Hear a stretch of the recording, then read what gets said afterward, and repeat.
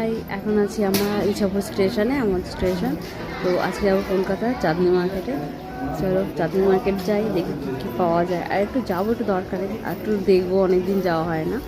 সাথে তোমাদেরকেও দেখাবো। ট্রেনে করে আসলাম প্রথমে আমরা শিয়ালদা থেকে বাস ধরে যাচ্ছি এবার চাঁদনি মার্কেট। আর এখানে রাস্তা আজকে ভালোই ভিড় ছিল। আর তারপরে এই যে আমাদের কলকাতার সবথেকে সুন্দর বড় ঐতিহ্য হচ্ছে পুরোনো বিল্ডিংগুলো। কলকাতা আসলে না মন ভরে, চোখ ভরে যেন এই বিল্ডিংগুলো দেখতে ইচ্ছে করে। সত্যি এত ভালো লাগে আমাদের এই পুরোনো বিল্ডিংগুলো দেখতে। কলকাতা সত্যি খুব সুন্দর। চলে এসেছি চাঁদনি মার্কেট।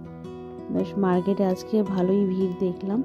কি জানি না, আমি যখনই আসি নিউ মার্কেট, চাঁদনি মার্কেট, সব সময় লোক যেন ভরপুর থাকে। সে যখনই হোক, সকালে হোক, দুপুরে হোক, সন্ধ্যায় হোক। সন্ধ্যার দিকেও তো ভালোই লোক থাকে, তখন তার বেশি থাকে বলতে গেলে।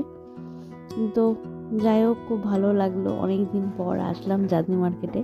কিছু কেনার ছিল আমাদের, সেই জন্য আর ভাবলাম তোমাদেরকেও মার্কেটটা ঘুরিয়ে দেখাই। তোমরা অনেকেই আগে দেখেছো, তবুও আমিও শেয়ার করলাম তোমাদেরকেও এই সুন্দর জায়গাটা। এই জায়গা কলকাতাতে তোমরা অনেকেই জানো, খুব ফেমাস একটা জায়গা চাঁদনি মার্কেটে। কি নেই, ইলেকট্রনিক্সের এমন কোনো জিনিস নেই যে পাওয়া যায়। এই যে বোতলটা জলের, একটা ভালো লাগলো দেখতে, বেশ ভালো লাগলো যে ভিডিওটা করলাম।